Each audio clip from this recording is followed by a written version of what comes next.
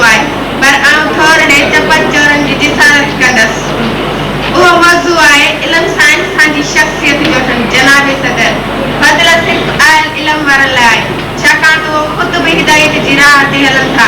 ऐं हिदायत जे तालबनि लाइ बि रहनुमा आहिनि बेशक अक़ल शरम ऐं परहेज़गारी ऐं अदब ते फ़ख़्रु करणु मुनासिब आहे बाक़ी इंसान जा कम पंहिंजे माण्हुनि में खेसि बदनाम करे थी त पोइ चवण जो दस केतिरो बाला हुजे इल्म सां ई इंसान जी शख़्सियत क़दर ऐं क़ीमत शान ऐं शौक़तदार खे थी त ॿिया हिनखे नेक हुजनि बाक़ी जहल त आलमत जा दुश्मन ई हूंदा आहिनि जनाबी अला उहो साफ़ ज़ाहिर आहे त अलाह ताला जॾहिं इंसान जा कुल मुकमल करे छॾियो त ॼण हुनजे इख़्लाक़ ऐं मक़सद मुकमल थी विया तंहिं करे आउं ईअं चवंदसि त इल्मु सभ खां उमदी दौलत आहे तालिब इल्म लाइ इल्मु हासिल करणु निहायत आसान आहे हाज़िरनि नाज़िरनि इल्म जी मजलिस जन्नत जो बाग़ आहे ॿी मौक़े घणे गुफ़्तगू करण खां ख़ामोशी क़ाइमु रखणु ॼण त इल्म सां अक़ुल खे ज़ीनत बख़्शण वारी आहे इंसान पंहिंजी सचाई ऐं इल्म सां वॾा रुतबा हासिल करे वठो पाण पढ़ण ऐं ऐसा जतन सां उहो बि मटिजी वञे थो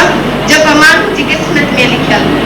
साईं जा अचो सभु गॾिजी वाइदो करियो त इल्मु हासिल करे हिन उदाह जी जहत खे रोशन कंदासीं इल्मु सभिनि ते फ़र्ज़ु आहे ऐं हिनखे हासिल करण में का कोताही न कंदासीं इल्म जे ॼाटियुनि सां इल्म जी रोशनीअ ते ॾियण जलाईंदासीं ऐं पंहिंजो मुस्तक़बिल रोशन कंदासीं आख़िर में हिन बैत सां पंहिंजी तक़रीर जो इख़्तिताम